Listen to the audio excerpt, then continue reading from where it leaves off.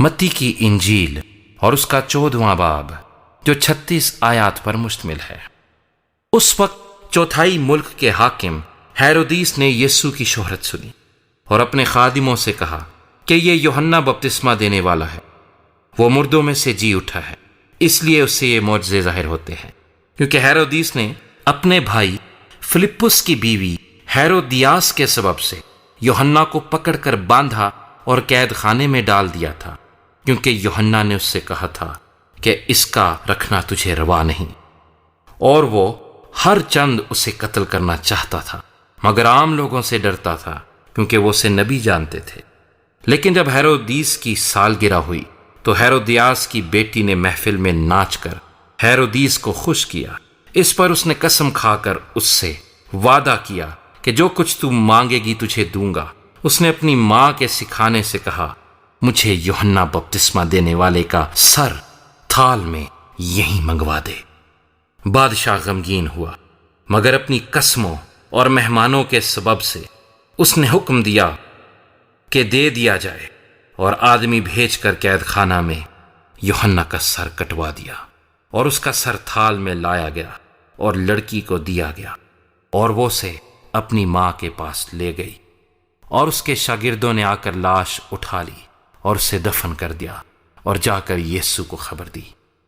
جب یسوع نے یہ سنا تو وہاں سے کشتی پر الگ کسی ویران جگہ کو روانہ ہوا، اور لوگ یہ سن کر شہر شہر سے پیدل اس کے پیچھے گئے۔ اس نے اتر کر بڑی بھیڑ دیکھی اور اسے ان پر ترس آیا، اور اس نے ان کے بیماروں کو اچھا کر دیا۔ اور جب شام ہوئی تو شاگرد اس کے پاس آ کر کہنے لگے کہ جگہ ویران ہے اور وقت گزر گیا ہے، لوگوں کو رخصت کر دے تاکہ گاؤں میں جا کر اپنے لیے کھانا مول لے۔ یسوع نے ان سے کہا، ان کا جانا ضرور نہیں، تم ہی ان کو کھانے کو دو۔ انہوں نے اس سے کہا کہ یہاں ہمارے پاس 5 روٹیوں اور 2 مچھلیوں کے سوا اور کچھ نہیں۔ اس نے کہا، وہ یہاں میرے پاس لے آؤ، اور اس نے لوگوں کو گھاس پر بیٹھنے کا حکم دیا۔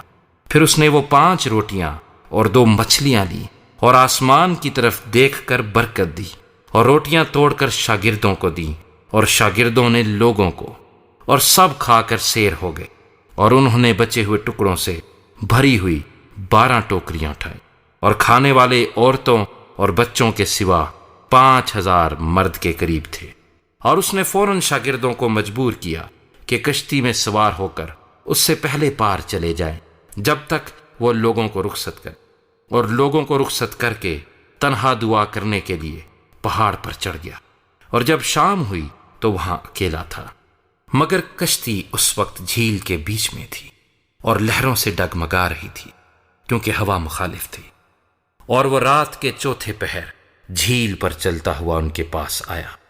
شاگرد اسے جھیل پر چلتے ہوئے دیکھ کر گھبرا گئے اور کہنے لگے کہ بھوت ہے، اور ڈر کر چلا اٹھے۔ یسوع نے فوراً ان سے کہا، خاطر جمع رکھو، میں ہوں، ڈرو مت۔ پترس نے اس سے جواب میں کہا، اے خداوند، اگر تو ہے تو مجھے حکم دے کہ پانی پر چل کر تیرے پاس آؤں۔ اس نے کہا، آ۔ پترس کشتی سے اتر کر یسوع کے پاس جانے کے لیے پانی پر چلنے لگا، مگر جب ہوا دیکھی تو ڈر گیا، اور جب ڈوبنے لگا تو چلا کر کہا، اے خداوند، مجھے بچا۔ یسوع نے فوراً ہاتھ بڑھا کر اسے پکڑ لیا اور اس سے کہا، اے کم اعتقاد، تو نے کیوں شک کیا؟